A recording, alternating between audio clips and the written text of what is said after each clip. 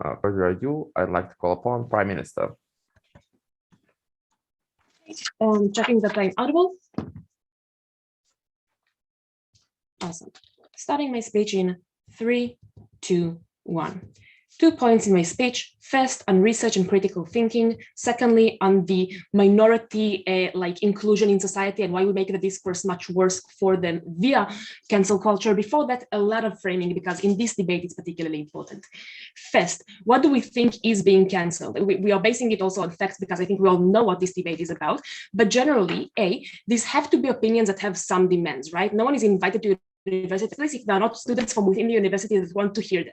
So these are usually opinions that are in the minority, so most students oppose them, but there are these people who actually believe in them. These are not literal Nazis most often. They are often people who are conservative, right-wingers, etc. This includes many kinds of opinions on the spectrum of maybe opinions that most debaters dislike, like saying that we should be critical about gender identities, but it also includes more nuanced opinions, such as, I don't know, should Israel have a right to exist? There are things that we are not so clear cut on their belonging as a legitimate opinion or not.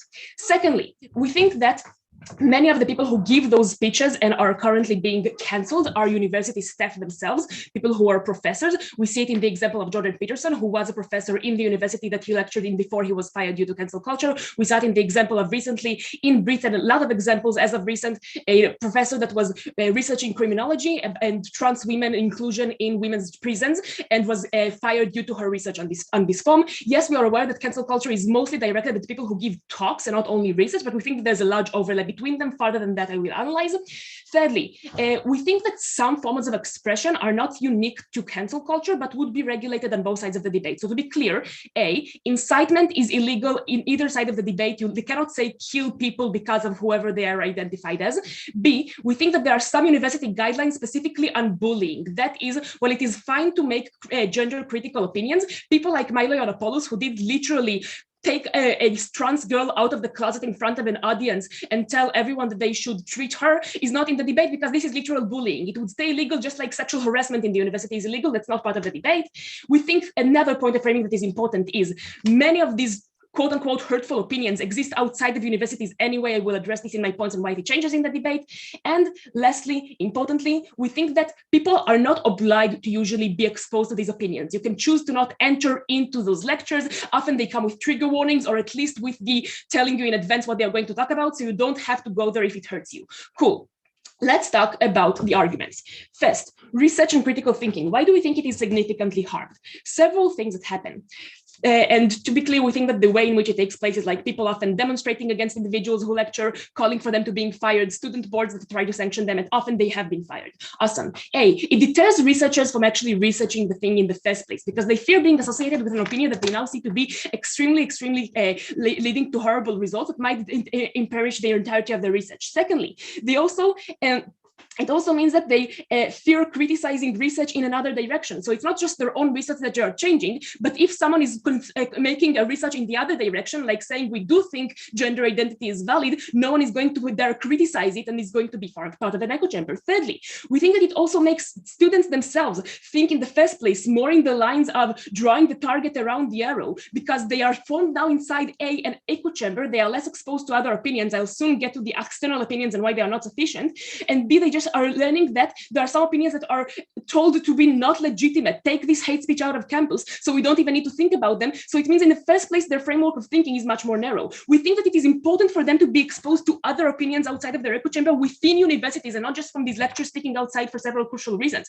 Firstly, because the people outside are viewed as non-academic and the same lines as people who are climate change deniers, so you don't even take them seriously in the first place. Secondly, because they're not taught by them. You need people who are actually your teachers, who you trust, who you are able to have meaningful conversations with, not just a one-time talk during a lecture, to actually be able to have an exchange of opinions. Thirdly, because we think that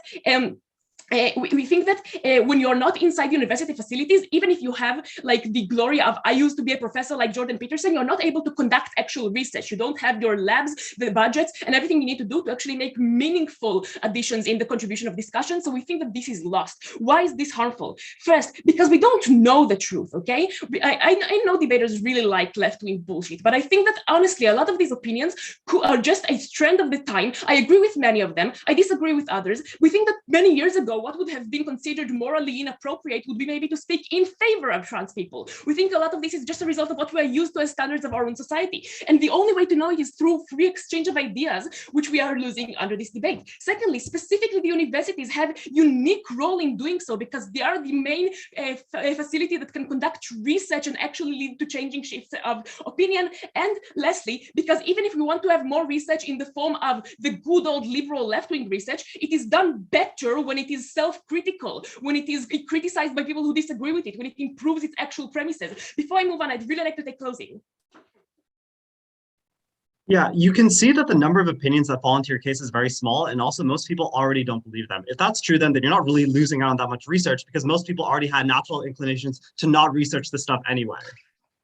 I really don't understand this. Most people outside of universities do believe things like gender critical thinking. It is mostly inside universities that people don't believe in them. B, I literally explained that the only opinions that actually come to universities are ones that have at least some degree of demand. So I don't get this POI.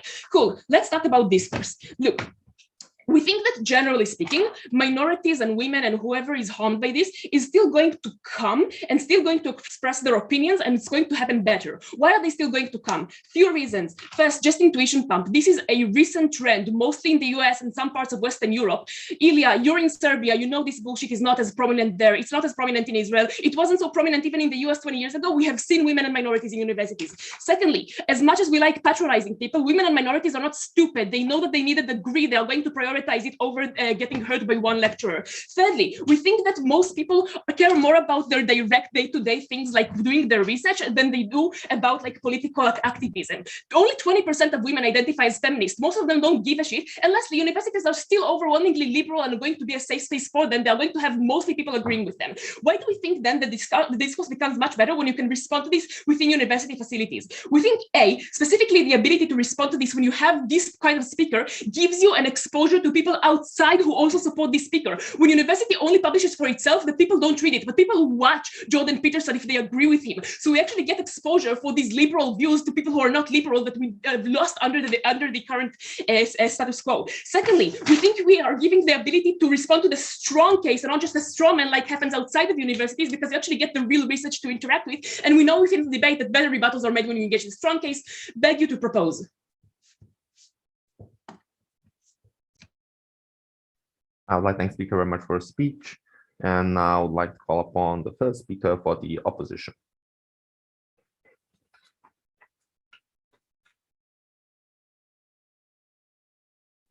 Hello, can you hear me? Yes.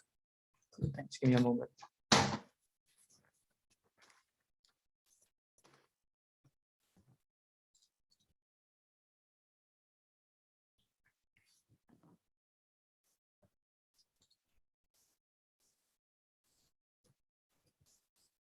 Right. Starting in 3, 2, 1. I know the central push we're going to make in opening opposition is to suggest that this is the only way in which we're able to protect minority groups who otherwise are left vulnerable to the kind of vitriol that tends to exist from the conservative movement, even if it comes from academics. The first thing I want to do is a chunk of setup that is going to explain what the non-platforming movement looks like and what existed before. First, what did the non-platform movement look like? I posit that it rose in tandem with the belief that some speech is not permissible and also in tandem with student power. So this first issue of like the speech being non-permissible looked like the start of campaigns against certain words, like the N word, right, or the F word within like that is used against LGBTQ individuals. The fact that we started to enforce hate speech laws significantly greater and a natural spillover from these societal impacts into the university. I therefore posit that actually on that side, it's not that easy for them to say we support everything else except in the university, because it ignores the fact that universities are naturally linked to the ideas that exist outside them. Second, the rise of student power that existed insofar as, for example, the push within the UK to decolonize curricula and include more like Asian authors, the same student power that grows to therefore push a non-platforming movement. Critically, I want to note that this movement tended to be decentralized and left room for alternative views. There are several reasons for this. The first is the nature of it. it, right? Which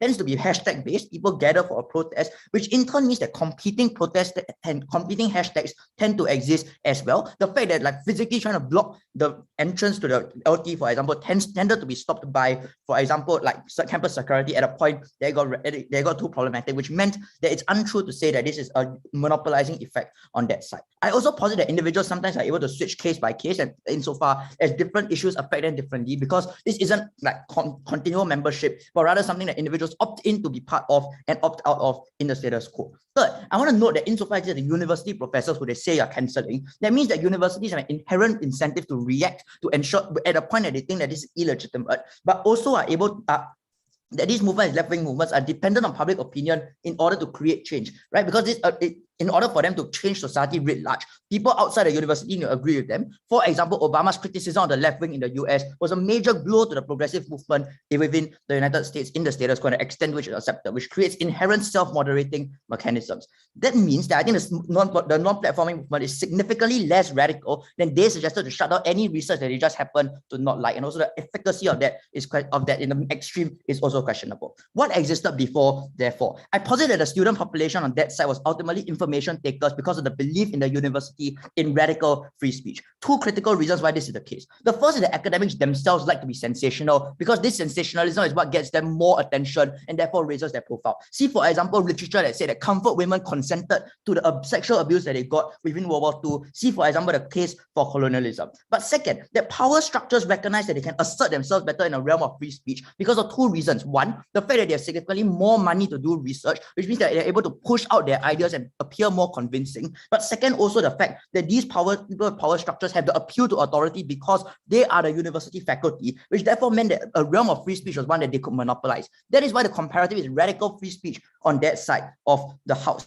The implication of this was that, conversely, people who tried to call out things like bullying or call out speech that was illegitimate actually got cancelled by the faculty themselves, using their authority to suggest that these people just weren't cut out for academia or just don't have the balls to be able to handle tough discussions, which therefore hurt the left wing disproportionately. Their claim is that things like bullying will be illegal anyway. This ignores the fact that the sexual harassment guidelines that existed, and in fact, the improvement of these guidelines needed the Me Too movement in order to create this change. On that side of the house, without this movement of non-platforming, you don't have there's no pressure on the university to do uncomfortable things like punish their own professors, which therefore meant that bullying was extremely rarely targeted on that side of the house. The implication of this is that they must defend a high extent of conservatism from dogmatic universities, which were staffed by rich white men at the end of the day, and the lack of input from students. I think this has already taken out a lot of the arguments on research that he wanted to talk about on that side. Substantive, why do I think we better protect the vulnerable individuals? I first want to note the comparative, which is that vulnerable people suffered significantly on that side of the house. First, because their vulnerable nature meant that the issues about them tended to be very significantly discussed within the public sphere. For example, the denying the right to marry, the use of the N-word recently, even in the Cambridge Union, for example. But I want to note two things. The first is that the distinction is that on campus, uniquely, you can't refuse to see that, you can't refuse to be exposed to this kind of discourse, but also that this gathers and mobilizes those people who support who are comparatively more bigoted, especially in places like the US, which tend to be a bit more polarized. These particular speeches will gather and mobilize people to be extra aggressive towards these minorities, therefore making the kind of abuse that they received unavoidable, right? The question therefore is about consent, and whether even if we agree that you should broadly expose yourself to different means, the fact that people can expose themselves on their own, the question is whether we should force it down their throats within the grounds of the university, in front of the rooms that they stay in, that are supposed to be a safe space. But second, on this idea of how you can respond, the problem is that this response never existed, and the reason for that is that speaking up is a very high burden because it makes you a lightning rod for criticism as an individual. But second, also that when you speak up, you're likely individual one person, because the fact that you're going to get attacked means that other allies within the minority group tended to not go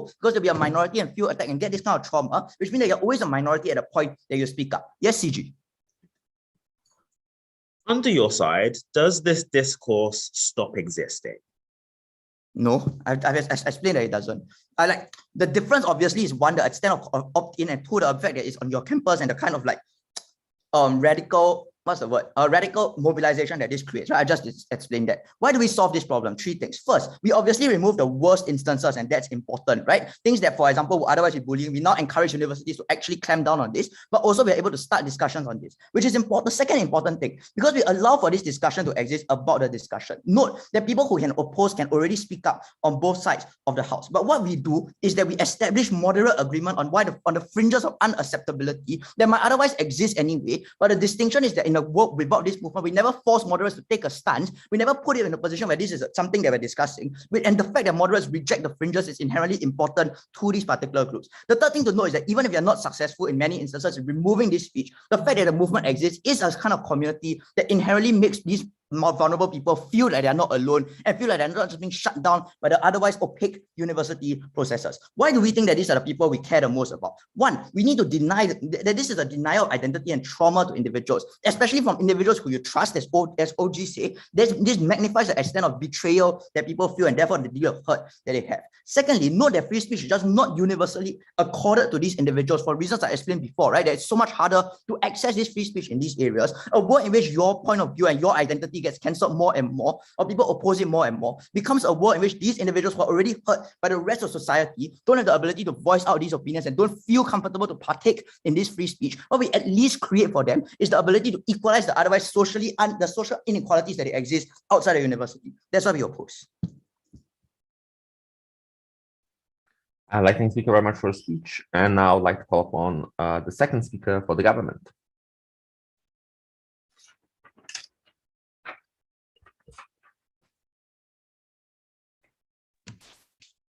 Am I audible?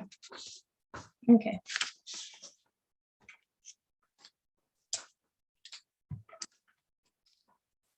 Glass of water. I'm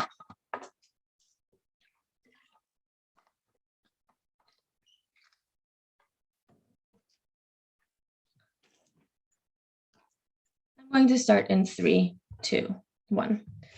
OG is going to win this debate by expanding some more on discourse and explaining why the spillover caused by discourse and research into areas that aren't just university and therefore impact minorities and vulnerable groups who aren't being properly researched all over and not being properly taken seriously all over is just more important, even if we're causing some harm to minorities within universities. But first of all, I am going to rebut a little bit of this.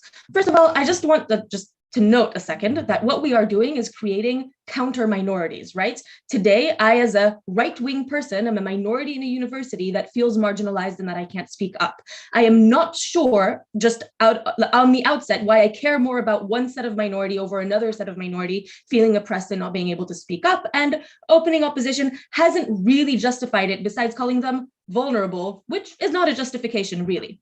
Second of all, they claim that the likely comparative is radical free speech, because if we don't have powerful student unions that can speak out against it, the logical conclusion to that is that we don't have student unions at all. I want to point out that for a student union to get as powerful as it needs to be able to successfully get to the point where they can cancel culture and cancel complete talks and things like that, there were other effects involved in getting them there in the first place. There was a general liberalization. There was generally people speaking up. There was generally acceptance of those ideas. We're not against having a student union that can stand up. We are against using that power to cancel and not allow specific free speech to happen. And we don't think that radical free speech is the likely comparative, given that they would have had that power in the first place. Now, let's talk about the people that are vulnerable, right? First of all, they say that it's forced down their throat. They don't actually answer Hadar's analysis on why it's not forced down their throat, but also they don't answer the fact that this discourse exists elsewhere, and it's unclear why the fact that there is something on uni in some faraway building on campus is forcing it down my throat any more than just knowing it exists in the world in the first place. The second is they say, we don't actually get discourse because the people who don't go there are the only people who could speak out against it. We just don't think that's true. Again, for the same forces that gave them the power to be part of a student union in the first place, we think people from minorities who speak up, who feel powerful enough, who think that it's important enough in order to go and represent, who have friends that maybe aren't from their minority that push them to do that as well, will always exist and will always go, and that's critically important. So at the end of the day, we just don't think they prove their comparative and don't think they prove the extent of harm that they think they prove. But let's talk about why, even if we do harm minorities in these places, just discourse and research is the most important thing in this debate. Let's talk about research a second, right? We think that this affects research in two ways. Hadar has already explained why research just happens significantly less, right? Because it happens significantly less and happens significantly less on things that are critically important for those minorities as well. Because even if it's an unpopular way of viewing things, the effects in real life exist. Let's go back to that example. If there is research that shows that putting trans women in a female prison is something that leads to more acts of rape, whether or not this is a stance against trans women, it is important for us to realize that for the safety of other people and also for the safety of the trans women who may be part of the victims in that situation. The fact that people can't research this means that it is not translated into policy that could actually help people and prevent horrible things from happening. We think that is a very active harm. So the first thing that happens is that research isn't done in the first place that could help people. The second thing is that there is just less trust in the research that does come out in the second place. So even if good research is done, even if leftist research that people that represent what opposition want us to represent comes out, there is less trust of that. Why? Because notice that the people who need to implement this research and policy are twofold. A, politicians, of which note, there are conservative politicians. So if the Minister of Health happens to be a conservative, if you present them with only research coming out of a university that he feels has canceled some of his views, he or she are not going to take that research seriously and are going to be very hard pressed to listen to it. And even if they have leftist advisors, and even if the government has leftist representatives too, the right-wing politicians who also have power in government are far less likely to be able to be convinced to base policy off of this research. That is the first person. The second people are managers and people in charge and CEOs or the heads of prisons that need to make policy changes as a result of the research, who also note there are far more conservatives in the outside world than in university. And if they feel like what they believe in or that their experience in doing these things is not taken seriously, are far less likely to implement. Notice that this means we're not getting changes that might even protect minorities within prisons. We're not getting changes that might protect minorities in the healthcare system. We're not getting changes we're not getting changes everywhere that might help not only minorities, but guess what? The rest of the population too, which are not a minority, which means there are more of them, which means I also care about them, even if they're not that vulnerable or less vulnerable than other minorities would be. We think that this is a critically important impact that affects people outside of university as well, and in day-to-day life, and not just how comfortable they feel, which means that this is critically and the most important thing in this debate, that it also affects discourse in a very significant way. Why is this true? It affects my ability to engage with these ideas. Afterwards, you know what, before that, I'll take closing.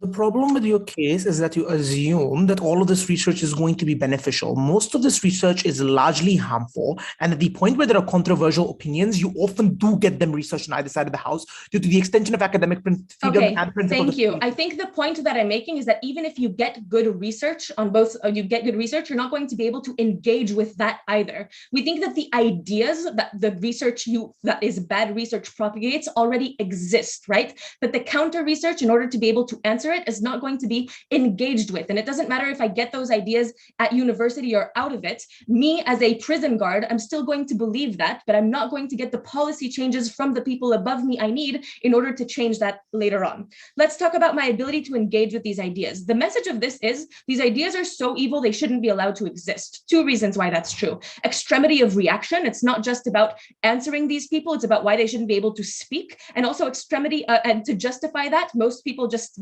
jump to the most extreme possible outcomes of that research, just like CO did. Why? Because things like logical leaps and emotional things work on the average intelligent person. So that's just a thing that happens. An extremity of outcome. People lose their jobs over these things. This means that I don't engage with these ideas because I have an automatic emotional connection to evil with it, and I demonize them. This means that the discourse ends up being tribalism and no one actively engaging, and definitely not the professors that are able to respond to the strong cases of things and seem to be taking these things seriously, and therefore people don't feel attacked and are actually likely to listen. The bottom lines that we've shown you are actually that this impacts a large amount of people outside of university, but also the logical prerequisite necessary to engage with ideas to decide if they're legitimate in the first place or not. For those reasons, please support, propose. Sorry. I'd like to thank Speaker very much for a speech, and now I'd like to call upon the second speaker for the opposition. I can be heard. Awesome, great, thanks. POIs in the chat, please. I will take one when I can. All right. Starting my speech in 3, 2, 1. OG assumes that we live in a world where these movements have always succeeded, but they have not. There have often been public pushback against these movements, and university boards still have a lot of overriding power in the status quo, which is why even though you have no platform movements, a lot of universities still insist on having certain speakers speak at their lecturers anyway. So the question here is not whether you're going to be able to cancel everybody, which is what OG seems to claim, but whether the presence of this movement in the status quo has done more harm or done more good for society, insofar as they succeeded in some capacity in removing the worst excesses of people that could potentially cause harm we think that they have. 3 questions. First, on improving research. Second, on why Sean's contribution is uniquely ahead. Third, on discourse for minority groups. First, on improving research. I think the first thing to point out is that Sean correctly characterizes that the previous balance of power existed in terms of white rich men running universities and running universities effectively to parrot the views that they wanted to parrot on capitalism, on things that benefited their communities. This means the free exchange of ideas that OG stands for is already lost insofar as there wasn't a free exchange of ideas in the past regardless. And the problem that I think Sean points out is that the student power that exists on our side is a check and balance and that ensures that free exchange of ideas is even possible. Why is this the case? The first thing I want to point out is that student power is a check and balance against the worst excesses of individuals who are just trying to use this platform to engage in sensationalism and is trying to use platforms like the union not to engage in any kind of academic discourse, but to platform to a wider audience. So for instance, the fact that Mike Lingdale goes to, like, for instance,